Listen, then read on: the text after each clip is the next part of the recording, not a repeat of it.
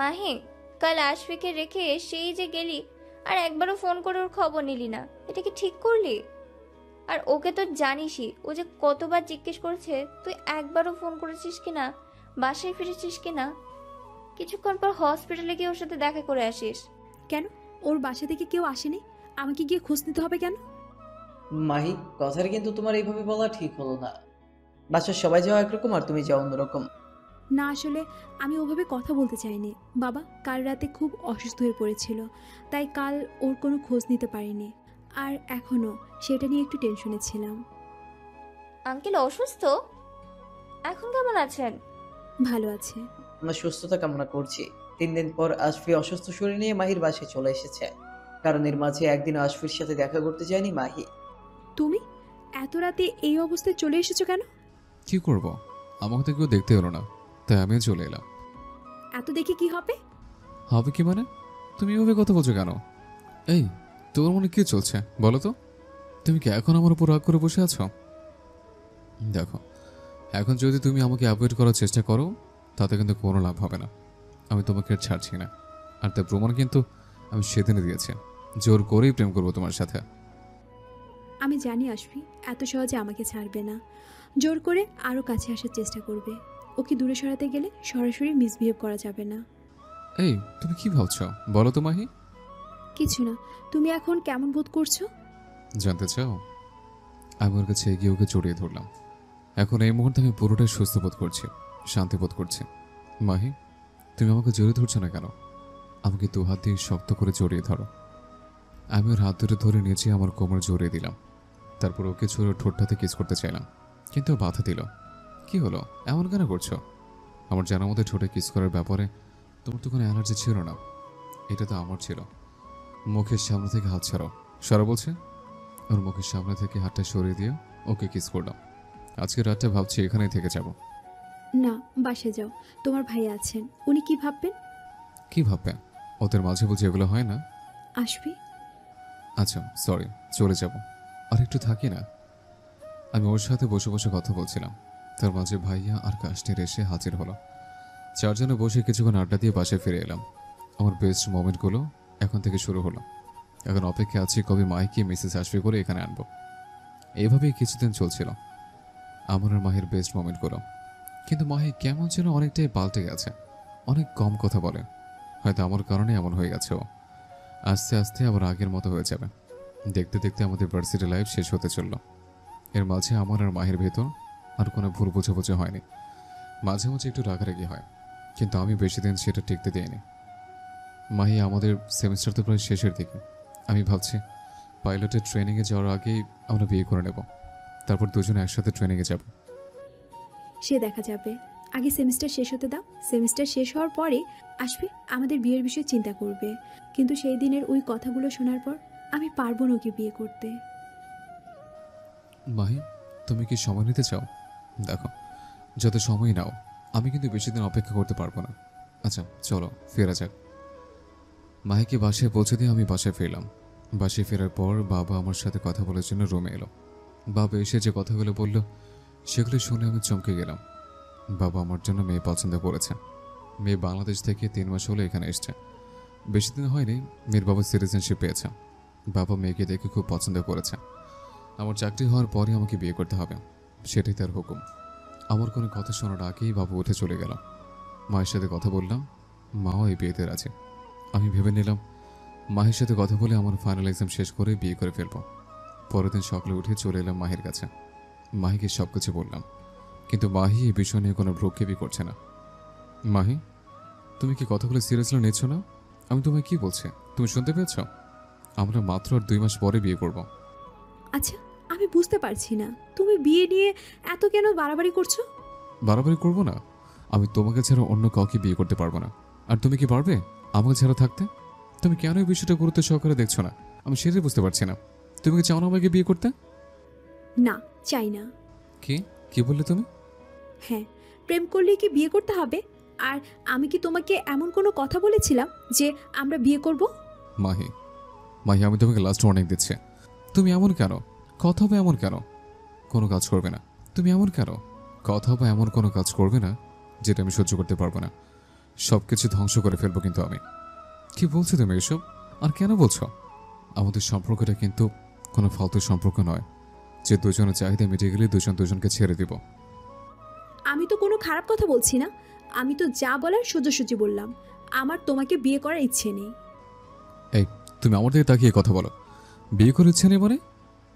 তাহলে এতদিন এত সব কিছু আমাদের মাঝে, এগুলো কি ছিল? তুমি কি এতদিন এগুলোকে শুধু সময় পার বলে মনে করেছ?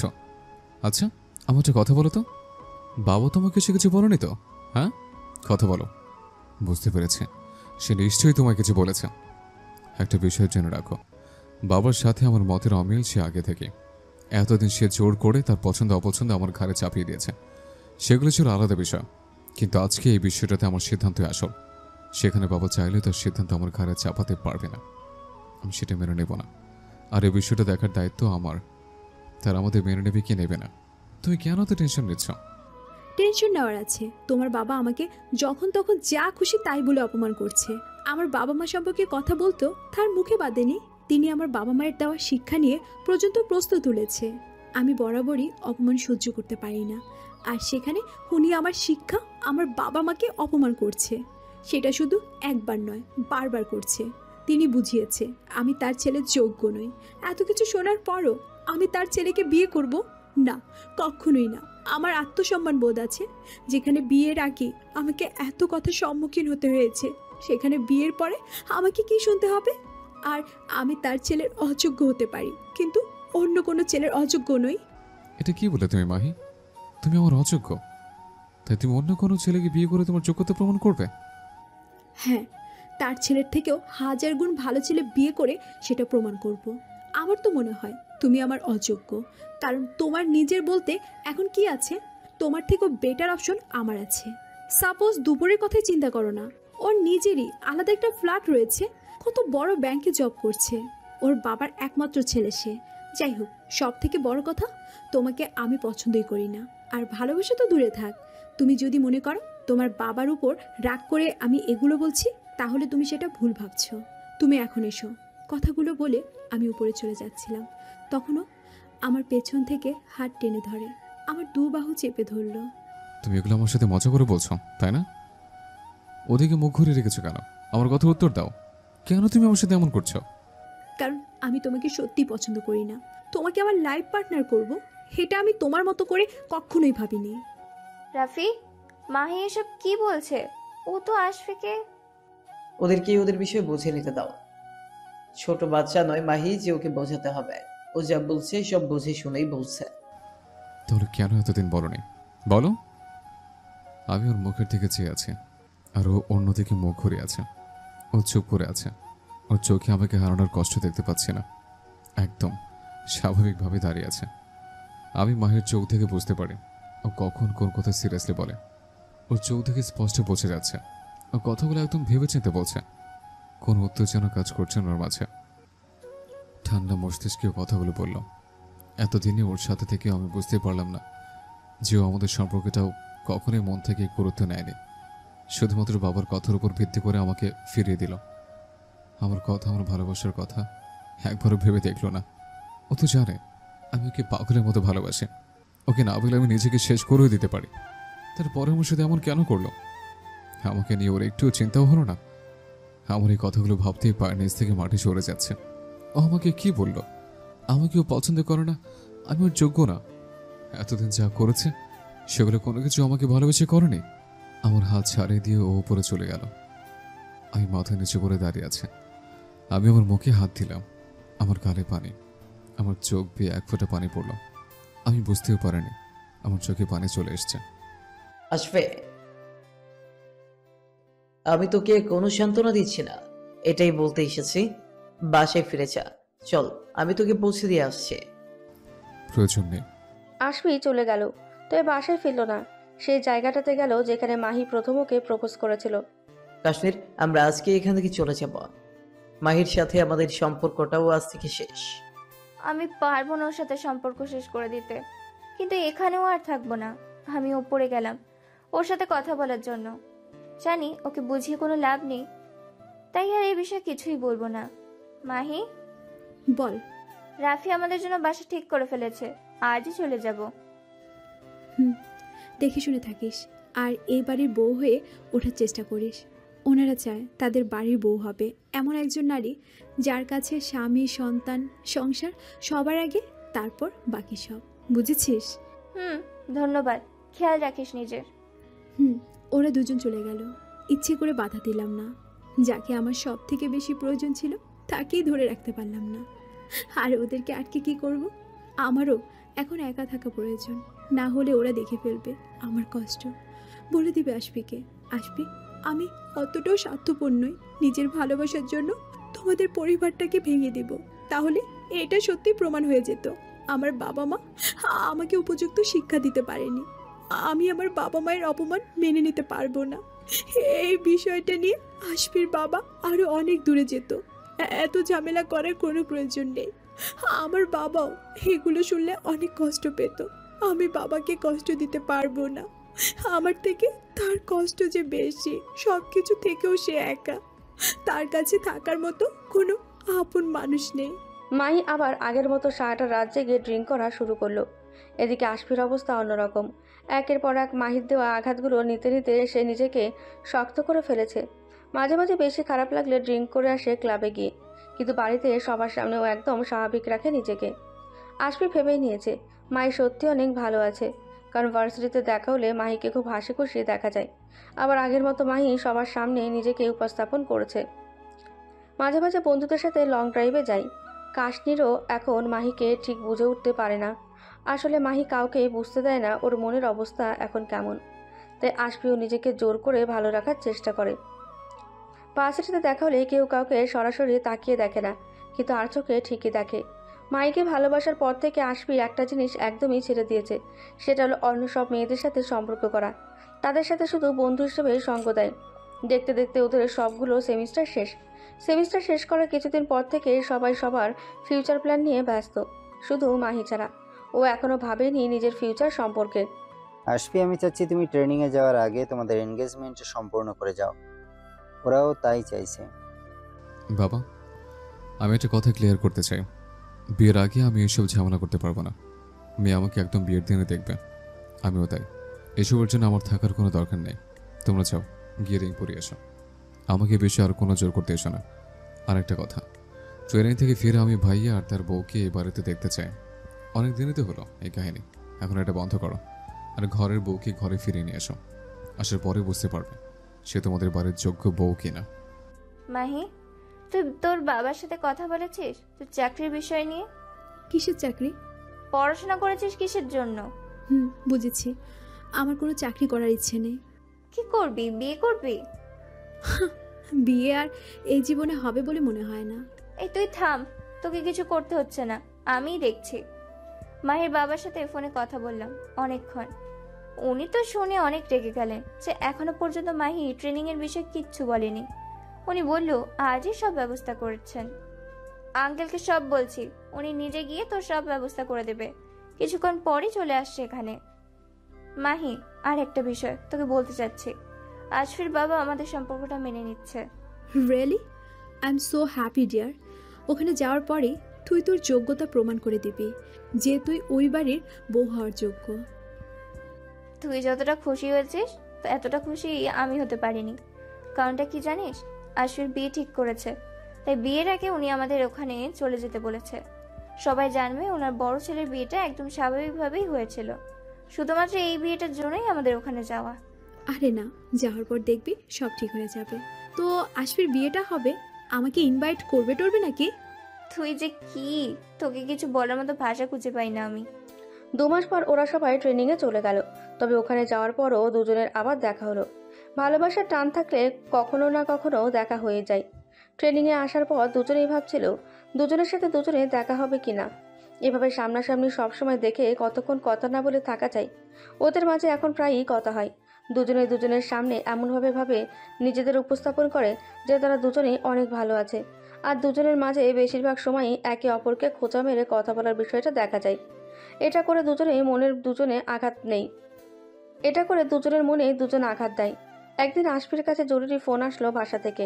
আশফির বিয়ের ডেট ফিক্সড হয়ে গেছে, এটা জানানোর জন্য আশফিকে ফোন করা হয়। কথাটা শুনে আশফি যতটা হার্ট হয়েছে তার থেকে বেশি হার্ট হয়েছে মাহি। আশফি মাহিকে বলেছে ওর বিয়ের কথা, বলেছে কারণে ও দেখতে চায় মাহির রিয়াকশনটা ঠিক কেমন হয়। কিন্তু মাহির রিয়াকশন ছিল খুবই স্বাভাবিক। বিয়ের ডেটটা ফিক্সড হওয়ার পর থেকে দুজনের মাঝে কথাবার্তার সময় দেওয়া যেন একটু বেশিই বেড়ে যায়। তবে লাভারদের মতো নয়, বন্ধুত্ব সুলভ আচরণ ছিল ওদের মাঝে। আসলে এটার কারণ ছিল ওরা কেউই কাউকে বুঝতে দিতে চায় না ওদের দুজনের মনের অনুভূতিগুলো। ট্রেনিংয়ের সময় শেষ, ওরা এখন বাড়িতে ফিরে যাচ্ছে, কিন্তু দুজনের মনের ভেতরে এই কষ্টে তোলপাড় হয়ে যাচ্ছে। বাড়ি ফেরার পরই আশফির বিয়ের তোড়জোড় শুরু হবে। এতগুলো মাস একসাথে সময় কাটানোর পর আবার দুজনে আলাদা হয়ে যাচ্ছে, এতে ওরা অনেক ইমোশনাল হয়ে পড়েছে। তবুও কেউ কাউকে বুঝতে দিচ্ছে না। আচ্ছা শোনো, আর তোমাদের 5 দিন বাকি আছে বিয়ের। তো তুমি কিন্তু অবশ্যই আমার বিয়েতে অ্যাটেন্ড করবে, নাহলে কিন্তু জোর করে তুলে নিয়ে আসবো। তুলে নিয়ে আসতে হবে না, আমারও তো দেখার ইচ্ছা আছে আমার আশফি কিভাবে অন্য একজনের হয়ে যাচ্ছে। কি বললে? বললাম আমি কখনো কোনো বিয়েতে যাইনি, এই ফার্স্ট টাইম যাব, তাই তোমার থেকে কিউরিয়াসিটি বেশি আমার। ভালো। আচ্ছা তাহলে আসি, ভালো থেকো, আমার থেকে অনেক ভালো থেকো। বাসায় ফেরার পর দেখলাম অলরেডি বিয়ের তোড়জোড় শুরু। দেখে বুকটার ভেতর কেঁপে উঠল। যেখানে ভেবেছিলাম মাহিকে আমার বুকে রাখবো, আমার সমস্ত ভালোবাসা ওকে দিব, আমার শরীরে সবসময় ওর শরীরে গন্ধ থাকবে, কিন্তু আজকে সেখানে অন্য কেউ। আমি মেনে নিতে পারছি না। আমি তো নিজেকে বহু কষ্টে সামলে নিয়েছি, কিন্তু এই কয়েকটা মাস আবার ওর সাথে থেকে আমি আবার দুর্বল হয়ে পড়েছি। সামলাতে পারছি না নিজেকে, ছুটে যেতে ইচ্ছে করছে ওর কাছে। মাহি, তুমি কি আমার জীবনে শুধু কষ্ট দেওয়ার জন্যই আসো? কি করে থাকবো আমি তোমাকে ছাড়া? তোমার কি একটু কষ্ট হচ্ছে না? কি রে, তুই কখন এসেছিস? আর এসে এইভাবে ড্রয়িং রুমে দাঁড়িয়ে আছিস কেন? চল ওপরে আয়। ভাইয়ের কথা শুনে চিন্তার জগৎ থেকে বেরিয়ে এলাম। কাজটিরও আজই ফিরেছে। ওর সাথে কথা বললাম। আরও কিছু চেনা চেনা মানুষরা এসছে, তাদের সাথে হাসি ঠাট্টা করে রুমে গিয়ে বসে রইলাম। বাবা মায়ের কথা বলা হয়নি, তাই বাইরে গিয়ে বাবা মায়ের সাথে কথা বললাম। সময়টা খুব দ্রুত যাচ্ছে, আর মাত্র একটা দিন আছে বিয়ের। ভাবছি আজকে রাতে মাহের ওখানে যাব। আজকের রাতটা ওর সাথে ড্রিঙ্কস করে কাটাবো। বাসা থেকে অবশ্য বেরোতে দেবে না, তাই লুকিয়ে বের হচ্ছে। অনেকদিন পর মাহের বাসায় এসছি। ওর বাসার ডুপ্লিকেট চাবিটা এখন আমার কাছে, মাহিও কখনো চায়নি। আশফি তুমি, কাল তোমার বিয়ে আর আজকে তুমি এখানে? আসলে বাসার সবাই বিয়ের আয়োজন নিয়ে ব্যস্ত, আমাকে দেওয়ার মতো সময় কারণ নেই। ঘরে বসে থাকতে খুব বোরিং লাগছিল, তাই ভাবলাম তোমার সাথে বসে সময় কাটাবো। কোনো সমস্যা আছে? না, বসো। বসতে ইচ্ছে করছে না, ফ্রিজে কিছু থাকলে নিয়ে এসো। ঠিক আছে। দুজনে কিছুক্ষণ চুপচাপ বসে ড্রিঙ্ক করলো। তো তুমি বিয়ে করছো কবে? শুধু আমার বিয়ে দেখলে হবে? আমরা তোমার বিয়ে দেখবো না? আস্তে আস্তে হোক, সবেমাত্র চাকরিতে জয়েন করলাম, আরও কিছুদিন যাক, তারপর দেখা যাবে। দেখতে দেখতে বুড়ি হয়ে যেও না আবার। তাহলে তো ভালোই হবে। বিয়ে করতে চাইবে না কেউ? কেন, বিয়ে করতে চাও না? না। মাহির না উত্তরে আশফি কিছুক্ষণ মাহির দিকে চেয়ে রইল। তোমার বউয়ের নাম কি? দেখতে বুঝি প্রিন্সেস? জানি না, এই বিষয়টা বাদ দাও। যাকে বউ করতে চেয়েছিলাম সে একদম প্রিন্সেসের মতোই ছিল। Long curly brown colour hair, brown eyes, heart touching smile, একদম হোয়াইট অ্যাঞ্জেল। এখনও তার মুখটা চোখে ভাসে। কথাগুলো বলে মায়ের দিকে তাকালাম, অন্যদিকে মুখ করে তাকিয়ে আছে। চুপ করে গেলেছে, কথা হারিয়ে ফেলেছ? স্বাভাবিক। হঠাৎ করে এক ফোঁটা পানি ওর চোখ দিয়ে গড়িয়ে পড়লাম। আমি দেখার আগে মুছে ফেললাম। ভেবেছে আমি দেখিনি। আমি হালকা হেসে দিলাম। কি হলো, হাসছো যে? একটা মানুষ কত রকম হতে পারে। আচ্ছা তুমি হাঁপিয়ে যাও না? হাঁপিয়ে যাবে মানে? এই যে আমার সামনে অভিনয় করতে হাঁপিয়ে ওঠো না? তোমার মনের ভেতর অনেক জায়গায় কষ্টগুলো চেপে রাখার জন্য। আসবি, তুমি ওটা খাওয়া বন্ধ করো। ওটা বেশি খেলেই তুমি নিজের নিয়ন্ত্রণ হারিয়ে ফেলো। একটা দিনেরই তো ব্যাপার, আজকের পর আর চাইলে নিয়ন্ত্রণের বাইরে আসতে পারবো না। আজকের বাধা দিও না। ও উঠে চলে যাচ্ছিল, আমি ওর হাতটা টেনে ধরলাম। কোথায় যাচ্ছ? এখানে বসো। এত ধৈর্য হারা হচ্ছে কেন? ওকে টেনে বসিয়ে দিলাম। ওর সাথে আর কোনো কথা বললাম না। ও নিজেও চুপ হয়ে আছে। আজকে ভেবেছি জীবনের শেষবারের মতো ড্রিঙ্ক করব, তাই আজকে আনলিমিটেড হবে। ও নিজেও অবশ্য ড্রিঙ্ক করছে, তবে আমার মতো নয়। অনেক সময় পার হয়ে গেছে, হাতে শেষ বোতলটা রয়েছে। আসবি, অনেক রাত হয়ে গেছে, বাসায় ফিরে যাও। ওকে দেখলাম দেয়ালে হেলান দিয়ে চোখ বন্ধ করে আছে। এই অবস্থায় তো ও বাসায় ফিরতে পারছে না। আমি কি ওকে পৌঁছে দেব যদি ওর বাড়ির কেউ দেখে ফেলে? কিন্তু এখানেও রাখা ঠিক হবে না। আমি ওর কাছে গিয়ে ওকে ওঠানোর জন্য ওর হাতটা ধরলাম। ও আমার স্পর্শ পেয়ে আমার দিকে তাকালো। ওর চোখ দুটো দেখে ভয় পেয়ে গেলাম। অতিরিক্ত ড্রাঙ্ক করে ওর চোখ দুটো ভয়ানক লাল হয়ে থাকে। আসবি, অনেক রাত হয়ে গেছে, তোমাকে বাসায় ফিরতে হবে। আমাকে দাঁড়ানোর এত তারা কিসের তোমার? ওর হাতটা ধরে নিজের কাছে টেনে নিয়ে বললাম, আজকের পর হয়তো তোমার কাছে আর এইভাবে আসতে পারবো না। আজকে অন্তত আমাকে এত তাড়াতাড়ি যেতে বলো না। মাহি আমার দিকে তাকাও। ওর মুখটা ধরে বললাম, তুমি আমাকে সত্যি কখনো ভালোবাসো নি? এখন আমাকে ভালোবাসো না? জাস্ট একবার বলো। আজকের পর আমি আর এই কথা জানতে চাইবো না, প্লিজ বলো। ও যদি হ্যাঁ বলে তাহলে কালে আমি বিয়ে ভেঙে দেবো। মাহি চুপ করে থেকো না প্লিজ, বলো। কিন্তু মিথ্যে বলো না। কি হলো বলো? মাহি বলো প্লিজ। ও আমার কাছে থেকে উঠে চলে গেল। তার মানে ও আমাকে এখনো ভালোবাসে। ওর চুপ করে থাকার মাঝে আমি আমার উত্তর পেয়ে গেছি। আমি উঠে ওকে পেছন থেকে গিয়ে জড়িয়ে ধরলাম। ওর মাথার পেছনে চুলের মাঝে ডুবে আছে। মাহি প্লিজ, আমাকে এত কষ্ট দিও না। আমি সহ্য করতে পারি না, আর নিতে পারছি না আমি। ফিরে এসো আমার কাছে। আমি ওকে সামনে ঘোরালাম। ও কাঁদছে। আমি ওর কপালের মুখের সাথে আমার কপালের মুখটা ঠেকালাম। আমি জানি তুমি আমাকে ছেড়ে থাকতে পারবে না, তোমারও খুব কষ্ট হবে। ফিরে এসো মাহি, প্লিজ আমার কাছে ফিরে এসো। আসবি? ওর মুখের দিকে তাকালাম। মুখটা নিচে করে আছে। আমি ওর গালে হাত রেখে ঠোঁটে চুমু দিলাম। আশফি কেমন পাগলের মতো হয়ে যাচ্ছে, এমনিতেই মাতাল হয়ে আছে। তার উপর মাহিকে এভাবে কাছে পেয়ে আরও বেশি আবেগী হয়ে পড়েছে। পাগলের মতো ওকে ভালোবেসে যাচ্ছে। মাহির মুখে, গালে, ঠোঁটে, ঘাড়ে, গলায় এমন কোনো জায়গা বাদ রাখেনি যেখানে আশফি ঠোঁটের ছোঁয়া পড়ছে না। মাহিও মাতালের মতো হয়ে যাচ্ছে আশফির ভালোবাসায়। মাহিরও ইচ্ছে করছে না আশফিকে বাধা দিতে। দুজনেই এখন ঘোরের মাঝে আছে। এর মাঝে আশফির ফোনে কেউ ফোন করেছে। আশফির সেদিক খেয়াল না গেলেও মাহির খেয়াল ঠিকই হয়েছে। আর তখন মাহির ঘোরও কেটে যায়। ও বুঝতে পেরেছে এখন যেটা হচ্ছে সেটা ভুল। আশফিকে বাধা না দিলে এর থেকে বেশি কিছু হয়ে যেতে পারে। ওরা দুজনেই দুজনকে জড়িয়ে ধরেছিল, আর আশফি তখনও ওর ঘাড়ে আদর করে যাচ্ছিল। এত শক্ত করে আশফি ওকে ধরেছিল যে মাহি ওকে ছাড়াতেই পারছিল না। তাই মাহু খুব জোরেই আশফিকে ধাক্কা দিয়ে সরিয়ে দেয়। আশফিও ঘোর থেকে বেরিয়ে নিজের মাঝে ফিরে আসে। তুমি কি করছিলে এগুলো? তুমি জানো না আমি তোমাকে কোনোদিনও ভালোবাসিনি? তাহলে এমন কেন করছো? কি চাও তুমি বলো তো? কাল তোমার বিয়ে, আর আজকে রাতে তুমি আমার কাছে এসে। মাহি, আমি তোমাকে ছেড়ে থাকতে পারবো না, বিশ্বাস করো তুমি। আর কেন তুমি মিথ্যে বলছো? তুমি আমাকে ভালোবাসো, আমি জানি। আমি কালে বিয়ে ভেঙে দেব, তোমাকে বিয়ে করবো আমি। মাহির দু গালে হাত রেখে বলছিল, আমি তোমাকে বিয়ে করব না, বুঝতে পেরেছো তুমি? এতবার তোমাকে ফিরিয়ে দিচ্ছি আমি, তারপরও তোমার লজ্জা লাগছে না? বেরিয়ে যাও আমার বাসা থেকে, এক্ষুনি বেরিয়ে যাও। আজ আরও একবার আশফি মাহির থেকে কষ্ট পেল। মাহিকে কিছুক্ষণ দেখে আশফি ওই অবস্থাতেই বাসা থেকে বেরিয়ে গেল। এদিকে রাফি ওকে বারবার ফোন করছে, ও ফোন তুলছে না। রাফি বুঝতে পেরেছে এই মুহূর্তে আশফি কোথায় থাকতে পারে। রাফি বাসা থেকে গাড়ি নিয়ে বেরিয়ে পড়ল। রাস্তার মাঝে গিয়ে আশফিকে খুঁজে পেল। ওকে বাসায় নিয়ে গিয়ে শুয়ে দিয়েছে। রাতটা পার হওয়ার পরই আশফির বিয়ের কাজ শুরু হয়ে গেছে। সন্ধ্যায় বিয়ে সম্পূর্ণ হবে, আর আশফি সারাদিন বসে কাল রাতের ঘটে যাওয়া ঘটনার কথা ভাবছে। দেখতে দেখতে সন্ধ্যা হয়ে গেল। বাড়িতে মেহমানে ভরে গেছে, আর আশফি খুঁজছে মাহিকে। ও ভাবছে মাহি যদি আজকে না আসে ও জোর করে ওকে এখানে নিয়ে আসবে। ও চাই ওর সামনে বিয়েটা হোক। এসব ভাবার মাঝে মাহিকে দেখতে পেল আশফি। মাহিও চাইছে আশফির বিয়েটাও দেখবে। মাহি, এদিকে আয়। তুই এসেছিস? আমার তো বিশ্বাসই হচ্ছে না তুই এখানে এসেছিস। আমি তো ভেবেছিলাম তুই আসবিই না। তোরা আমাকে যেটা ভাবিস না আমি ঠিক সেটাই। হ্যাঁ, সেটা তো খুব ভালো করেই বুঝেছি। এত সুন্দর করে আজকে সেজেছিস। হোয়াইট গাউনও তোকে খুব ভালোই মানাচ্ছে, একদম হোয়াইট অ্যাঞ্জেল। কাশ্মীরের মুখে এই কথাটা শুনে কাল রাতে আশফির কথাগুলো মনে পড়ে গেল।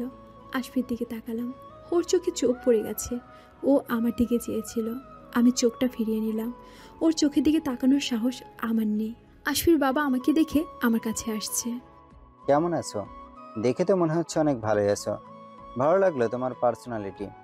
আশফির বিয়েতে অ্যাটেন্ড করেছো দেখে একটু অবাক হয়েছিলাম, কিন্তু ভালো লাগছে। আর ধন্যবাদ নিজের বাবা মায়ের সম্মান রক্ষা করেছো বলে। তো এনজয় করো। মানুষগুলো কত বিচিত্র। মেয়ের বাড়ি সবাই চলে এসেছে।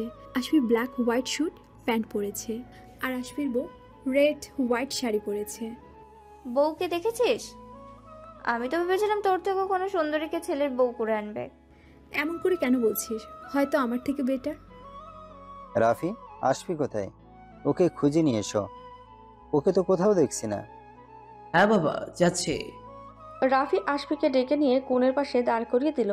মেয়েটা বারবার ওর মুখের দিকে তাকিয়ে দেখলেও আশফি একবারও মেয়েটার মুখের দিকে তাকিয়ে দেখেনি। মেয়ে পক্ষের সবাই আশফিকে দেখছে। আজই প্রথম সবাই আশফিকে দেখলো। দেখে খুবই পছন্দ হয়েছে। বিয়ের কার্য শুরু করার আগেই কনের চাচা কিছু কথা বলবে। আমার কিছু কথা ছিল। ভাইয়া, তুমি আমার সাথে এসো তো একটু। কি হয়েছে? কোনো সমস্যা? সমস্যা তো অনেক বড় একটা হয়ে গেছে। এই ছেলে তো ড্রাগের বিজনেস করে। কয়েক বছর আগের কথা তুমি হয়তো খেয়াল করোনি অথবা ভুলে গেছো। কয়েক বছর আগে এই ছেলেকে ড্রাগ সহ পুলিশেরা আটক করেছিল। প্রতিটা নিউজ চ্যানেলে দেখিয়েছে, পত্রিকাতেও ছাপা হয়েছিল। তুই কি বলছিস এসব? ওনারা আমাকে এমন কোনো কথা তো বললো না। আরে তুমি কি পাগল? এরকম কথা কেউ কাউকে বলে? আমি সত্যি বলছি। আমার স্পষ্ট মনে আছে এই ছেলের চেহারা। তুমি সরাসরি ওর বাবার সাথে কথা বলো। জেনে শুনে ড্রাগ ব্যবসায়ীর সাথে মেয়ে বিয়ে দেব নাকি? আয়। আশরাফ ভাই, আমরা আমাদের মেয়েকে আপনার ছেলের সাথে বিয়ে দেব না। আপনি আমাদের থেকে অনেক বড় একটা সত্য গোপন করেছেন। আপনাদের ছেলে ড্রাগ ব্যবসায়ী, আর পুলিশ ওকে একবার গ্রেপ্তার করেছিল। আপনি এই কথাটা আমাদের কাছে কেন গোপন করেছেন? এটা ভুল। ও ড্রাগের ব্যবসাই করে না। ওকে ভুল বুঝে পুলিশে গ্রেফতার করেছিল। আমি আপনাকে সবকিছু খুলে বলছি। আগে যখন খুলে বলার প্রয়োজন মনে করেননি, তাহলে এখনও বলার প্রয়োজন নেই। আর এই দেশের আইন এত বোকা না যে ভুল বুঝে কাউকে অ্যারেস্ট করবে। কি ভেবেছিলেন আমরা কিছুই জানতে পারবো না কোনো দিন? আর এই সুযোগে আপনার ছেলের সাথে আমার মেয়েটার বিয়েটা হয়ে যাবে? আপনারা আমার কথাগুলো একটু শুনবেন। না, আমরা আর কোনো কথাই শুনতে চাই না। এরকম ছেলেকে কোনো মেয়ের বাবাই জেনে শুনে মেয়ে বিয়ে দিতে চাইবে না। এখানে অন্তত কেউই চাইবে না।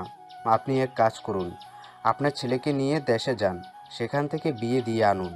তাছাড়া ওর জন্য কোনো ভালো পাত্রী খুঁজে পাওয়া অসম্ভব। কাশ্মীর, ওনারা কি বলছে এসব? আমার মনে হয় আমার ওখানে গিয়ে কথা বলা উচিত। একদম চুপ করে থাক, বেশি বুঝবি না। কোনো প্রয়োজন নেই, এখানে দাঁড়িয়ে থাক, আমি আসছি। রাফি, এদিকে এসো। এটা কিন্তু সুযোগ, এখনই যা করার করো। কি করবা? উফ, তুমি এত বোকা কেন বলো তো? আরে মাহি আর আশফির বিয়েটা দেওয়ার এটাই একটা সুযোগ। বাবার কাছে যাও। বুঝতে পেরেছো কি বলতে চাইছি? বুঝেছি। আপনারা কিন্তু আমাকে আর আমার বাবাকে অপমান করে কথা বলছেন। চুপ কর তুই। আমি কথা বলছি। কি বললেন আপনারা? আমার ভাইয়ের জন্য ভালো কোনো মেয়েকে পাবো না? কোনো ভালো ফ্যামিলির মেয়ে আমার ভাইকে বিয়ে করবে না? আপনারা দেখতে চান আমার ভাইকে কোনো ভালো মেয়ের সাথে বিয়ে দিতে পারে কিনা? ঠিক আছে, আজকেই সেটা দেখাবো। এই মুহূর্তে আপনাদের সামনে আমি আমার ভাইকে বিয়ে দিব, তাও আবার আপনাদের মেয়ের থেকে 1000 গুণ ভালো মেয়ের সাথে। এখানেই দাঁড়িয়ে থাকবেন আপনারা? বাবা, এদিকে এসো, তোমার সাথে আমার কথা আছে। তারপর বাবাকে মাহির কথা বললাম। বাবা প্রথমে রাজি হচ্ছিল না, পরে রাজি হয়ে গেল। কারণ বাবাকে ইমোশনাল টাচ দিয়েছে, সম্মানের ভয় দেখিয়েছে, আর এটাও বুঝিয়েছি ওই মেয়ের থেকে মাহির ফ্যামিলি আর মাহি 1000 গুণ শ্রেষ্ঠ। বাবা এখন মাহি আর আশফিকে রাজি করাতে বলছে। আমি কাশ্মীরকে বললাম মাহির সাথে কথা বলতে, আর আমি আশফির সাথে কথা বলছি। তুই এগুলো কি বলছিস? এটা আমি করতে পারবো না। বাবা মা কেউ এখানে উপস্থিত নেই, তাদেরকে না জানিয়ে আমি এত বড় একটা কাজ করতে পারবো না। আঙ্কেল আর আন্টিকে এখানে আনার দায়িত্বটা আমার, তাহলে তো তুই মেনে নিবি। আমি এক্ষুনি কথা বলছি বাবাকে, তুই আমার সাথে আয়। কিন্তু বাবা মা কি রাজি হবে? এরকম হুট করে একটা সিদ্ধান্ত নেওয়া যায়? আচ্ছা, আমি আগে কথা বলছি। আশফি, তুই আর প্লিজ এরকম জেদ করে বসে থাকিস না। কালকে পর্যন্ত ওর জন্য পাগল ছিলে, আর এখন কেন এরকম করছিস? করবো না? ও আমাকে কতবার ফিরে দিয়েছে তুই জানিস? কালও আমি ওর কাছে গেছিলাম, ওকে বলেছিলাম ওর কাছে ফিরে আসতে। ওকে বলেছে আমাকে জানিস? ও আমাকে বারবার ফিরে সত্ত্বেও আমার কোনো লজ্জা নেই। তবে আমার কাছে কেন চাই? এত বড় কথা বলার পর আমার কি উচিত ওকে বিয়ে করা? আমি করবো না ওকে বিয়ে। দরকার হলে সারা জীবন এভাবেই থাকবো, তা ওকে বিয়ে করবো না। বিয়েটা করে ফেলো, অন্তত আমার সম্মানের কথা চিন্তা করে। আজকে তোমার বিয়ে দিতে না পারলে ওদের কাছে আমার মুখ থাকবে না। আশফি তো ওর বাবার কথা শুনে পুরো অবাক। যাই হোক, আশফিকে কোনো রকমে রাজি করানো গেছে। এখন বাকি আছে মাহির বাবার বা কাশনি ওনাদেরকে এমনভাবে বলেছে যে ওনারা অনেক দ্রুত চলে এসেছে। ওনারা ভেবেছে মাহির অনেক বড় বিপদ হয়েছে। তারপর আশফির বাবা মা, রাফি, কাশনি সবাই মিলে ওনাদের সাথে কথা বলে অনেক রিকোয়েস্ট করে বহু কষ্টে রাজি করিয়েছে। এরপর ওই মেয়ে পক্ষের সামনে মাহি আর আশফির বিয়েটা হয়ে গেল। যদিও আশফি অনেক রেগে আছে মাহির ওপর, কিন্তু মনে মনে অনেক খুশি মাহিকে পেয়ে। আর মাহিও ভাবছে ও কিভাবে আশফিকে পেয়ে গেল। ও তো ভাবেনি আশফিকেও ফিরে পাবে। এদিকে আশফি ভেবে রেখেছে কিভাবে মাহিকে শাস্তি দেবে। ওকে এত কষ্ট দিয়েছে, বারবার অপমান করেছে, ফিরিয়ে দিয়েছে বলে। দেখো, মাহির ড্রেস আপটা কিন্তু ঠিকই আছে, হ্যাঁ একদম বিয়ের কোণের মতোই। তোমার বন্ধু জানতো নাকি আজকে বিয়েটা ওর সাথেই হবে? ও না জানলে উপরওয়ালা ঠিকই জানতো। আর দেখো, তোমার বাবার দম্ভ ভেঙে গিয়েছে মাহিকে ঘরের বউ করার জন্য, আর ওর বাবা মাকে রাজি করানোর জন্য। কিভাবে ওর বাবা মায়ের কাছে নত হচ্ছিল। হুম। গেস্টরা সবাই চলে যাওয়ার পর মাহিকে রেখে আমি ঘরে ঢুকে গেলাম। ওকে কাশ্মীর আর মা বরণ করে ঘরে তুলল। আমি শুধু সোফায় বসে ওকে তাকিয়ে দেখছি। ও আমার থেকে ভুলও এক নজর দেখছে না। ও বুঝতে পেরেছে আমি ওর উপর কতটা ক্ষেপে আছে। কাশনির কথা শুনে মাহি ওনাদের সালাম করলো, তবে সালামটা সালামের রীতিতে সঠিক হয়েছে কিনা সন্দেহ। সালাম করার আগ পর্যন্ত আশফির বাবা মা আলোচনা করেছিল নিজেদের মাঝে। এটুকু জ্ঞানও নেই যে নতুন বউ ঘরে ঢুকলে গুরুজনদের সালাম করতে হয়। আর আশফি সে ভাবছে মাহির সাথে তার ঠিক কেমন ব্যবহার করা উচিত। আশফি আর মাহিকে ঘরে পাঠিয়ে দেওয়া হলো। আশফি ঘরে ঢুকে বিয়ের ড্রেস আপ করে সিম্পল পোশাক পরে বাসা থেকে বেরিয়ে গেল। মাহি বুঝতে পেরেছে যে আশফি রাগ করে বাসা থেকে বেরিয়ে গেল, কিন্তু ও এটা বুঝতে পারেনি যে আশফি আজকে রাতে বাসাতেই ফিরবে না। আমাকে কষ্ট দেওয়া একদমই বুঝবে। কাছের মানুষ দূরে সরে থাকলে মনের ভেতরটাই কেমন কষ্ট অনুভূত হয়। তবে আজকের কোনো কষ্ট হচ্ছে না, কারণ এখন তো মাহি আমার বউ হয়ে গেছে। দিন শেষে ঘরে ফিরলে ওকেই পাবো। ওই দিন রাতে আশফি মাহির বাসা থেকে নিশ্চিন্তে ঘুম দিল, কারণ এখন রাত্রে বাসাতে না ফিরলে বাসা থেকে বের করে দেওয়ার ভয় নেই। আর ফোনটাও বাসায় ইচ্ছে করে রেখে এসেছে, যাতে করে মাহি ফোন করলেও ওকে না পায়। এদিকে মাহি রাত 3টে পর্যন্ত অপেক্ষা করলো ওর জন্য। অপেক্ষা করতে করতে একসময় ঘুমিয়ে পড়ল। সকাল 10:30-এর দিকে আশফি বাসায় ফিরল। ওকে তো দেখে সবাই অবাক। এই কি রে, তুই কাল রাতে বাসায় ছিলি না? না, তাহলে মাহি এত বেলা ভরে ঘুমোচ্ছে কেন? আমি তো ভাবলাম। ও এখনো ঘুমাচ্ছে? ওর কি কোনো কমন সেন্স নেই? আজকের অভ্যাসটা পাল্টে দিব আমি।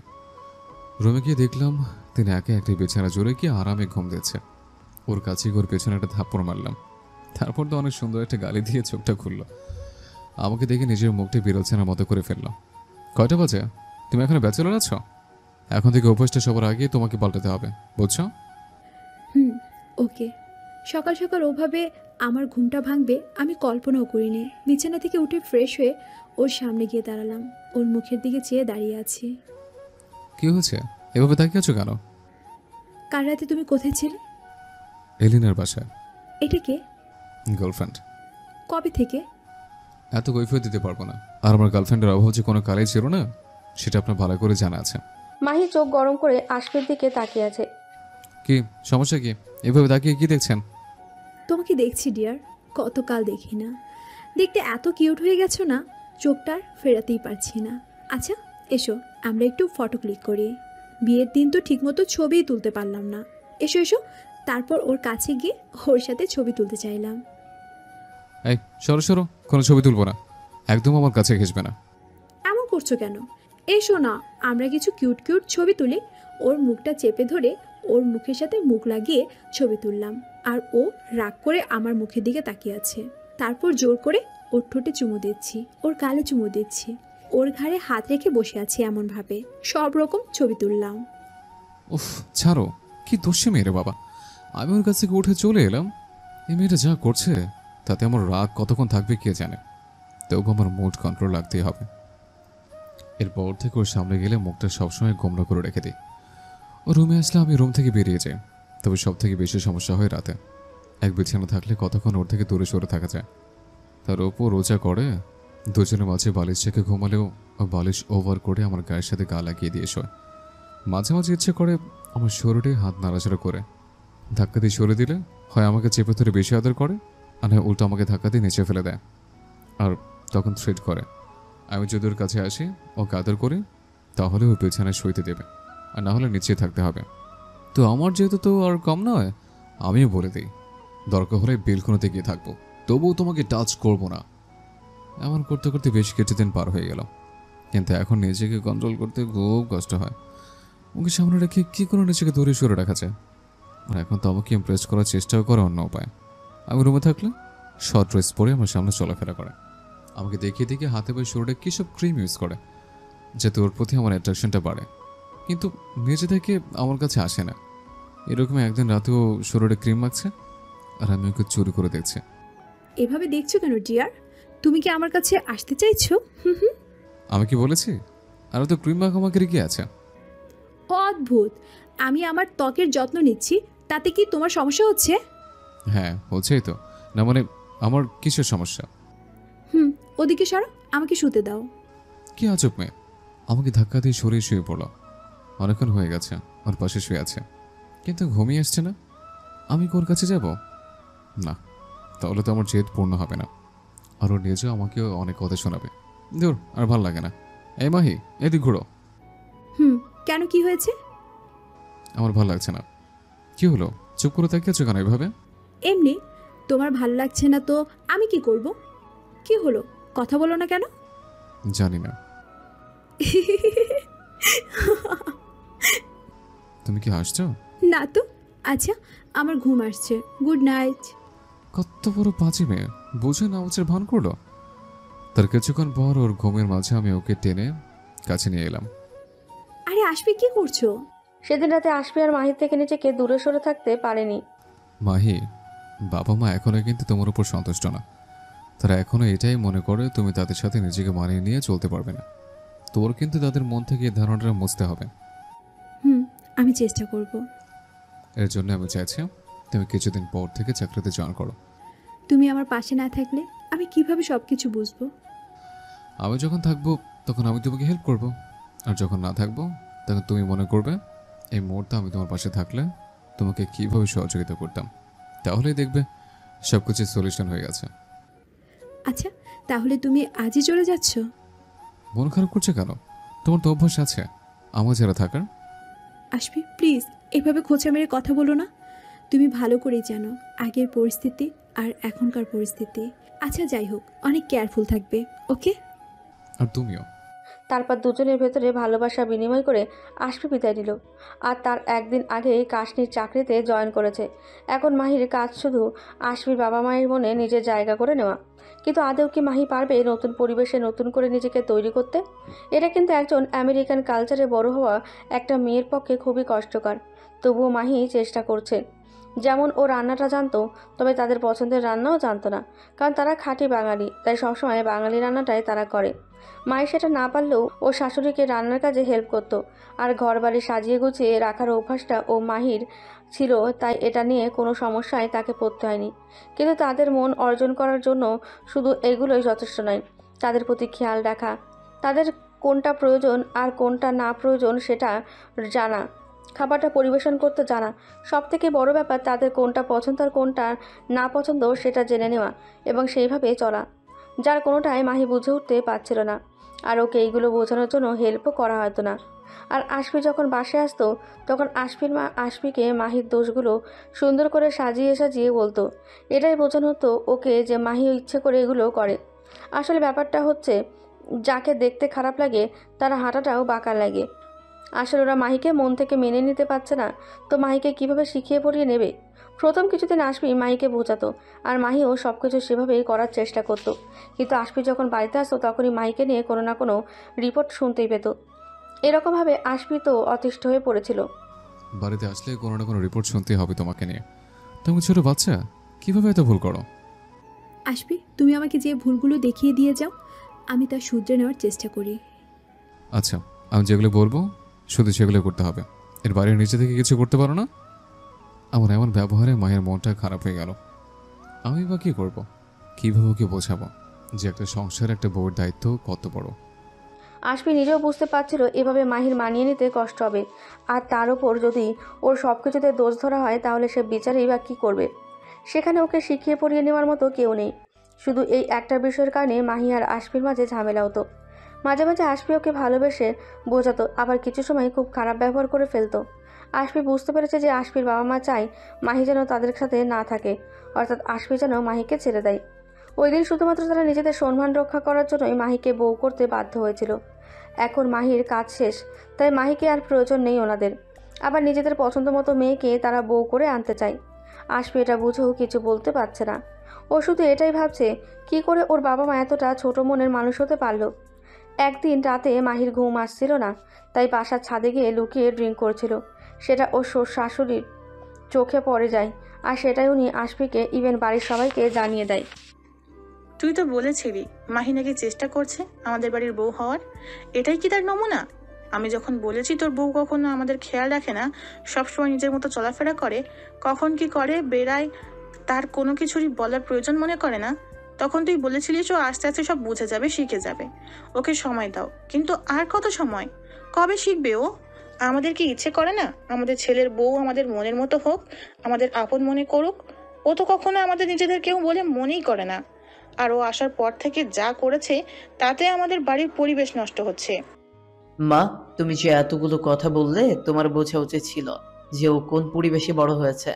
সেখানে ওকে তোমার শেখানো উচিত, ওর ভুলগুলো শুধরে দেওয়া উচিত। তুমি কি সেটা করো? তুমি তো সবসময় আশফির কাছে ওর দোষগুলো তুলে ধরো। কেন তুমি নিজে ওকে বোঝাতে পারো না? তুমি চুপ করো রাফি। ও কি ছোট মানুষ? ও কি বোঝে না কিছু, যে সব কিছু ওকে শিখিয়ে দিতে হবে? তোমার বউও তো তখন এখানেই বড় হয়েছে, কই সে তো ওর মতো নয়। তার যথেষ্ট দায়িত্ববোধ আছে, সেটা ওর নেই কেন? কারণ ও এগুলো ইচ্ছে করে করে। আর ও এখানে থাকলে সবসময় অশান্তি হবে, আর তাতে বাড়ির পরিবেশ নষ্ট হবে। বাবা, তুমি কিন্তু ওর বাবা মায়ের কাছ থেকে ওকে চেয়ে এনেছ, ও কিন্তু আসেনি।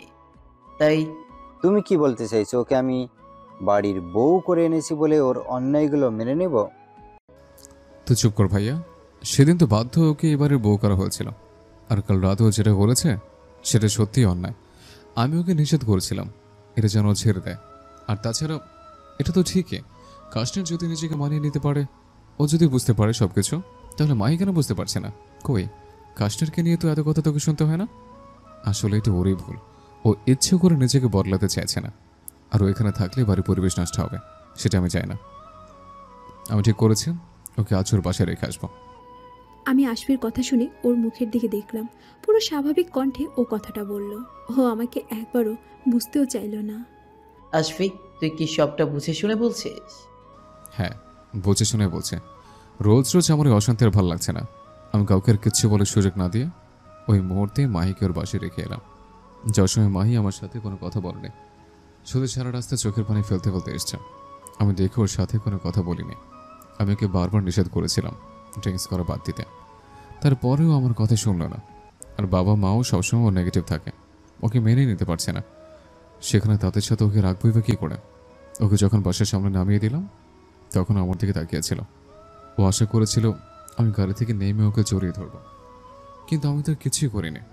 ওর দিকে না তাকিয়ে আমি গাড়ি নিয়ে চলে এলাম বাসায়। আসলে ব্যাপারটা শুধু মাহির ওপরে নয়, আশফির ওর বাবা মায়ের ওপরেও ওর রাগ হয়েছে।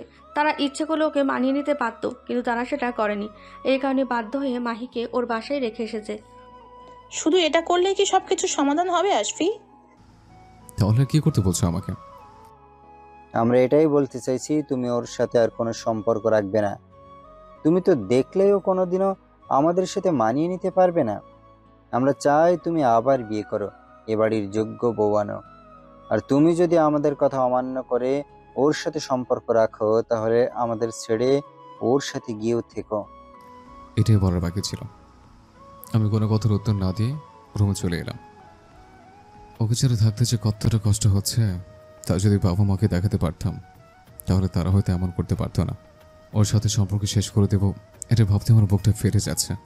নিজেকে সামলাতে না পেরে আমি রাতের আধারে বেরিয়ে গেলাম। ওকে দেখার জন্য মনটা ছুটছে।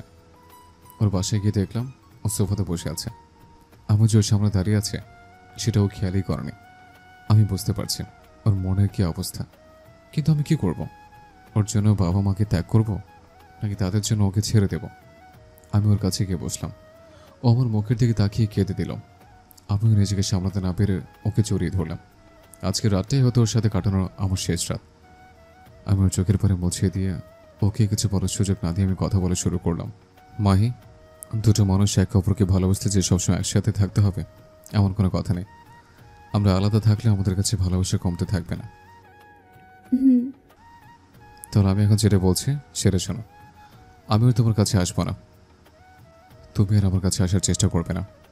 যেদিন আমার বাবা মা বুঝতে পারবে যে আশফির জীবনে মাহি ছাড়া কেউ কখনো খুশি আনতে পারবে না, মাহি আশফির যোগ্য বউ, আর সেদিন যদি তোমাকে তারা ফিরিয়ে আনে, তাহলে ওই দিনে আমি আর তুমি আবার একে অপরকে দেখব, একসাথে থাকবো।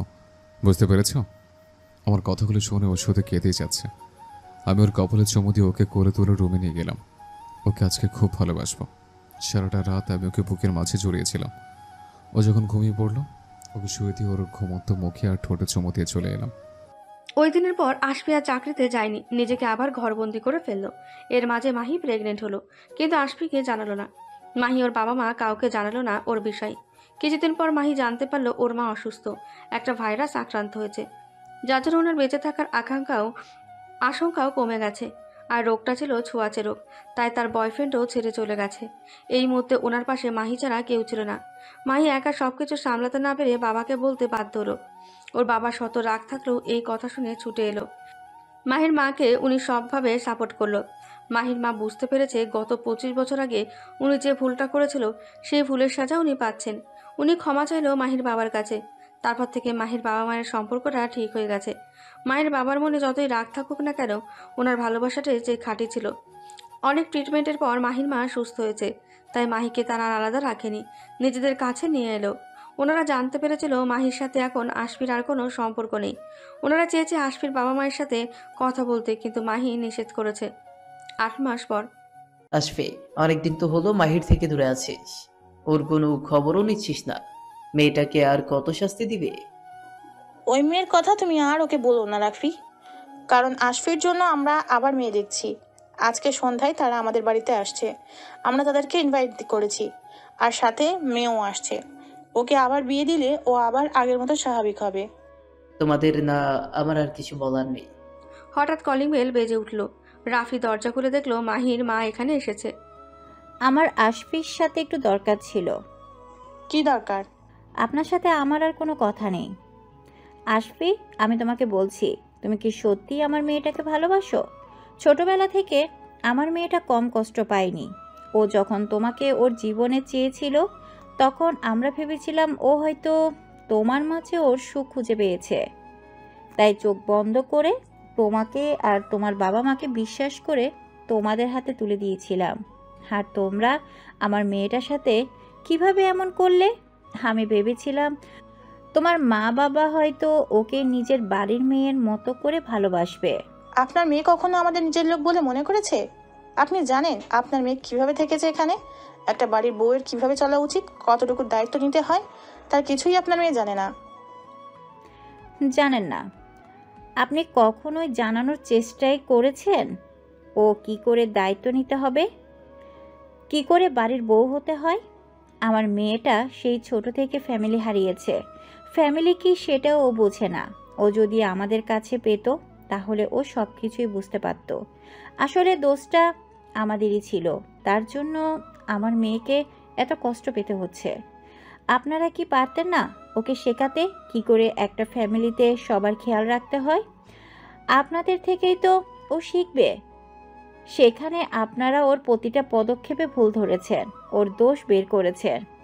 আমি যখন মাহির বাবাকে বিয়ে করি, তখন আমার শাশুড়ি আমাকে নিজের মেয়ের মতো করে সব কিছু শিখিয়েছে। আফসোস, উনি মারা যাওয়ার পরই আমি সংসার থেকে বেরিয়ে আসি। অবশ্য সেটা ছিল আমার দোষ। আর সেখানে আপনারা আমার মেয়েটাকে কখনো শেখানোর কোনো সুযোগই দেননি। আসলে আপনারা চাননি ওকে মেনে নিতে, তাই ওর সাথে এমনটা করেছেন। সেদিন শুধুমাত্র নিজেদের সম্মানের জন্য ওকে বাড়ির বউ করেছিলেন। কতটা ছোট মনের মানুষ আপনারা, কতটা স্বার্থপর। আশফি, ওনাকে এখান থেকে চলে যেতে বল, আর একটু পর বাসায় গেস্ট আসবে। আমি এখানে আপনাদের মুখ দেখার জন্য থাকতে আসিনি। আশফি আমার মেয়েটাকে কি কারণে এত কষ্ট দিল? ও প্রেগনেন্ট হওয়ার পরও ওর কাছে একবারও গেল না। কাল ওর ফুটফুটে একটা ছেলে হয়েছে, ছেলেটাকে জড়িয়ে ধরে শুধু কাঁদছে। সেটা দেখে আমি আর সহ্য করতে পারিনি, তাই তোমাকে বলতে এলাম। এইসব কথা শোনার পর আশফি যেন আকাশ থেকে পড়ল। এতগুলো মাস চলে গেছে, ও ইচ্ছে করে মাহির কোনো খবর নেয়নি, কিন্তু মাহি ওকে এত বড় একটা খবর কেন জানালো না সেটাই ভাবছে। মাহির প্রতি আশফির মনে অনেক বড় অভিমান জমা হলো। এখন মাহি ওর বাবা মায়ের সাথে ফ্রাঙ্কলিন নামন এক শহরে থাকে ওর বেবিকে নিয়ে। এর মাঝেও আশফি মাহির সাথে ফিরে এলো না, আর মাহিও আশফির দেওয়া কথা রেখেছে। 2 বছর পর। মম, তুমি আমার সোনাটাকে একটু দেখে রেখো, আমি কাজে যাচ্ছি। সেটা তুই রোজই বলে যাস, আমি কি দেখে রাখি না?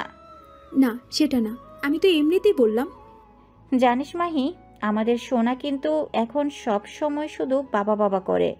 ও বাবা ডাকতে শিখলো কি করে? আমি তো ওকে শেখাইনি, তুই শিখিয়েছিস। আমি তো কখনো ওকে ওভাবে শিখাইনি। ওর কাছে ওর বাবার গল্প করি আমি মাঝে মাঝে, ব্যাস এইটুকুই। কিন্তু তাতেই ও এত স্পষ্টভাবে বাবা বলে ডাকে। ভাবতে ভাবতে বাসা থেকে বেরিয়ে এলাম। আন্টি, আপনি ওকে বোঝান যে দুপুর এখনো ওর জন্য ওয়েট করে আছে। আমি এখনো ভালোবাসি, ওকে বিয়ে করতে চাই। আমি জানি বাবা, আমিও চাই মাহির একটা সুন্দর ভবিষ্যৎ হোক। এবার মাহিকে আমার কথা শুনতেই হবে। বাড়িতে ফিরেই দেখলাম মম দুপুরের সাথে কথা বলছে। আমি কোনো কথা না বলে রুমে চলে আসছিলাম, তখন মম বলল বাবা আর মম নাকি একটু ম্যানহাটনে যাবে, ব্যাংকের কিসে একটা দরকার আছে, আজ রাতে ফিরবে না, তাই দুপুরকে এখানে থেকে যেতে বলবে নাকি সেটাই শুনছে। আমি না বলে উপরে চলে এলাম, তখন দুপুরও আমার পিছু পিছু চলে এলো। ওর সে একই কথা, ও আমাকে এখনও ভালোবাসে, আমাকে বিয়ে করতে চায়। মাহি, আমি তোমাকে আর কত বোঝাবো? আমি তোমাকে কতটা ভালোবাসি, আর তুমি এখনো আস্ফি আস্ফি করে যাচ্ছ। মাহি, আমার সাথে কথা বলো প্লিজ। মাহি। মাহির হাত দুটো ধরে কাছে টেনে এনে বলেছিলাম, আর মাহি আমাকে ছাড়ানোর চেষ্টা করছিল। দুপুর, আমাকে ছাড়ো আর চলে যাও। আমি এক কথা বারবার রিপিট করছি, আমি তোমাকে বিয়ে করব না, করব না মানে করব না, তবুও তুমি কেন শুনছো না? আমি শুনবো না, আমাকে তোমার বিয়ে করতেই হবে, আমি তোমাকে করতে বাধ্য করব। দুপুর জোর করে আমার কাছে আসার চেষ্টা করছে। আমি ওকে ধাক্কা দিয়ে সরিয়ে রুম থেকে বের করে দরজা আটকে দেই। অনেকক্ষণ ধরে বিছানায় বসে কাঁদছি, ঘর অন্ধকার করে আর দরজা বন্ধ করে। হঠাৎ কেউ একজন আমার রুমের জানলা দিকে ঢুকলো। আমি অন্ধকারে তার মুখ দেখতে পাচ্ছি না। কে আপনি? আমি চিৎকার করতে যাব, তখনই আমার মুখ আটকে ধরলো। কিছুক্ষণ পর যেটা হলো আমার সাথে, সেটা হওয়ার পর বেঁচে থাকার আর কোনো ইচ্ছেই রইল না। সে যখন আমার কাছে আসছিল, তখন কেন যেন মনে হচ্ছিল আমার কাছের মানুষটাই আমার কাছে আসছে, কিন্তু সেটা তো সম্ভব নয়। ও তো জানিই না আমি এখন কোথায়। তাহলে কে ছিল? হ্যাঁ, দুপুর হবে। ও বাধ্য করতে চাইছে আমি যাতে ওকে বিয়ে করি, তাই বলে ও আমার এত বড় একটা সর্বনাশ করলো। হাসপিকে আমি আর মুখ দেখাতে পারবো না, আমি নিজেকে শেষ করে দেব। কিন্তু আমার সোনার কি হবে? সারা রাত মাহি কেঁদে কেঁদে ভাসালো। সকাল হওয়ার পর থেকে মাহি রুমের বাইরে বের হয়নি, পাথরের মতো হয়ে বসে আছে। ওর বাবা মা ওকে ডাকছে, কিন্তু ও শুনতেই পাচ্ছে না। হঠাৎ দরজায় এমন দুজনের আওয়াজ শুনতে পেল। ও দৌড়ে গিয়ে দরজা খুলে দেখলো শ্বশুর শাশুড়ি। মাহি, তোমাকে আমরা কোথায় না খুঁজেছি বলো? আমরা আমাদের ভুলটা বুঝতে পেরেছি এ কারণেই এই 3টা বছরে আশফি নিজেকে একদম শেষ করে দিচ্ছে। ওকে কোনোভাবেই আমরা ঠিক করতে পারিনি। এখনো একটা রাতও বাড়িতে থাকে না, আমাদের কারোর সাথে কথা বলে না। কিন্তু কাল রাতেও এমনভাবে বাসায় ফিরেছে যে ওকে দেখে আমরা নিজেরাই অসুস্থ হয়ে পড়েছিলাম। নেশা করে করে নিজেকে শেষ করে ফেলেছে। তারপর বহু কষ্টে তোমার ঠিকানা জোগাড় করে তোমাকে ফিরিয়ে নিতে এসেছি। আমি ওর কাছে ফিরে যেতে পারবো না মা। মাহি প্লিজ, তুমি আর আমাদের উপর রাগ করে থেকো না। তোমার বাবা মায়ের কাছে আমরা ক্ষমা চেয়েছি, তোমার কাছেও চাইছি। আমাদের মাফ করে দাও, আমাদের সাথে ফিরে চলো। আমি আমার ছেলের ভালোর জন্য তোমাকে ওর জীবন থেকে চলে যেতে বলেছিলাম। আমার মতামত আমি জোর করে ওর ঘাড়ে চাপিয়ে দিতে চেয়েছিলাম, কিন্তু তার ফল যে এত খারাপ হবে বুঝতে পারিনি। অনেক অনুরোধ করার পরও মাহি ওদের সাথে ফিরে যায়নি। কোন মুখ নিয়ে ফিরে যাবে ও সেটাই ভাবছে। বাড়িতে ফিরে ওনারা আশফিকে বললো যাতে আশফি ওকে গিয়ে ফিরিয়ে নিয়ে আসে। ওনারা ভাবছে আশফি গেলেই ও ফিরে আসবে। আশফি তো এটাই চেয়েছিল। যেদিন ওনারা ওনাদের ভুল বুঝতে পারবে, সেদিন ওরা দুজন একসাথে থাকবে। তারপর আশফি রাফি আর কাশ্মীরকে নিয়ে মাহির কাছে গেল মাহিকে ফিরিয়ে আনতে। রাফি আর কাশ্মীর সাথে যেতে চেয়েছে। আসবি, তুমি আমাকে জোর করো না, আমি যেতে পারবো না তোমার সাথে। কিন্তু আমাদের তেমন কথা ছিল না মাহি। পরিস্থিতি সবসময় একরকম থাকে না আসবি। এই, আমরা তোর কোনো কথাই শুনবো না। আমি আমার শাশুড়ির কোল থেকে আমার সোনাটাকে নিলাম। সোনাকে আমি যতবার বাবা বলছি ও ঠিক ততবারই আমাকে বাবা বলে ডাকছে। কি আশ্চর্য, আজই প্রথম তোর কোলে গেল, তোকে দেখলো, তাহলে ও কি করে বুঝলো তুই ওর বাবা? সত্যিই তো, এটা কি করে সম্ভব? সবই সম্ভব। তুমি কি আমার থেকে দূরে রাখলেও আমি ওর থেকে কখনোই দূরে থাকিনি। কি বলছো তুমি এসব? সব জানতে পারবে। আগে আমার সাথে চলো। কাশ্মীর, তোমরা সোনাকে নিয়ে আসো, আমি মাহিকে এক জায়গায় নিয়ে যাব। তারপর মাহিকে নিয়ে মাহের সেই ভাড়া করা বাসাটাতে এলাম। আসলে তুমি যাওয়ার পরে বাসাটা আমি কাউকে ভাড়া নিতে দেইনি। 2 বছর আগে যখন মা আমার কাছে এসেছিল, তোমার বিষয়ে আমি বলতে সেদিনই জানতে পারি আমি বাবা হয়েছে। তার আগে তুমি আমাকে একবারও জানাওনি। আমি এখন তোমার কাছে আসতে চাইলাম, এসে শুনলাম তুমি বাসা ছেড়ে দিয়েছ। এদিকে তোমার মায়ের কাছ থেকেও তোমাদের বর্তমান ঠিকানা রাখিনি। কতগুলো মাস তোমাকে খুঁজে বেরিয়েছে। একদিন তোমার মা ম্যানহাটনে একটা কাছে এসেছিল। সে আমাকে না দেখতে পেয়েও আমি তাকে দেখতে পাই। আমি তাকে ফলো করে তোমাদের ঠিকানা পৌঁছালাম। তুমি যখন কাছে যেতে, তোমার মা তখন সোনাকে বাগানে নিয়ে আসতো। সোনা তখন বাগানে খেলতাম। তারপর আমি ওর কাছে আসতাম, ওকে বাবা বলে ডাকতে বলতাম। ও কিছুদিনই আমাকে খুব ভালোভাবে চিনে যায়। বুঝতে পেরেছ? তুমি কাছে কেন মাহি? তুমি চাইলে ওকে নিয়ে যেতে পারো, আমি বাধা দেব না। এটা কি বলছো তুমি? ওকে নিয়ে যাবো মানে? তোমাকে কি রেখে যাবো আমি? আমি যেতে পারবো না। কেন, কি সমস্যা তোমার? আশফিকে সেদিন রাতের ঘটনা সব বলে দিলাম। আচ্ছা, তুমি এর জন্য আমার কাছে ফিরে আসতে চাইছো না? তুমি এটাই ভাবছো তোমাকে কেউ নষ্ট করে ফেলেছে? আচ্ছা বেশ, এখন যদি আমি তোমাকে পবিত্র করে দিই তাহলে তো হবে। কি? কোনো কথা না, চোখ বন্ধ করো। মাহির চোখটা বন্ধ করে দিলাম। তারপর ওকে খুব আদর করলাম। 3 বছর আগে আমাদের মাঝে লাস্ট যে রাতটা একসাথে কেটেছিল, আজকে 3 বছর পর আবারও দুজন অন্তরঙ্গ সময় কাটালাম। কি এখন কি আর বলবে তোমায় কেউ বদনাম করেছে? আশফি, এটা কোনো সলিউশন না। এটাই সলিউশন। কারণ সেদিন রাতেও তোমাকে যে বদনাম করেছিল আর আজ রাতেও যে তোমাকে বদনাম করলো, এরা দুজনেই এক। এতে অবাক হতে হবে না। তুমি স্পর্শ ভুলে গেছো মাহি। ওই দিন রাতে আমি বাগানে দাঁড়িয়েছিলাম, জানলার ভিতর দিয়ে তোমাকে দেখছিলাম। হঠাৎ দেখলাম দুপুর তোমাকে জড়িয়ে ধরছে, তোমার কাছে আসার চেষ্টা করছে। আমি ওই দৃশ্য না দেখতে পেরে সেখান থেকে চলে আসে। এত পরিমাণ রাগ হচ্ছিল যে পরে আমি আবার ফিরে আসি। তারপর জানলা দিয়ে ঢুকে তোমার কাছে যাই। তারপর কি হলো সেটাও কি বলবো? আশফি, তুমি কাজটা মোটেও ঠিক করনি। আমি তোমাকে ক্ষমা করব না। কথাগুলো শেষ করার আগে আশফি আমার ঠোঁটের মাঝে ওর ঠোঁট দুটো ভরে দিল। তারপর আমি ওকে জড়িয়ে ধরে ইচ্ছে মতো আদর করতে শুরু করলাম।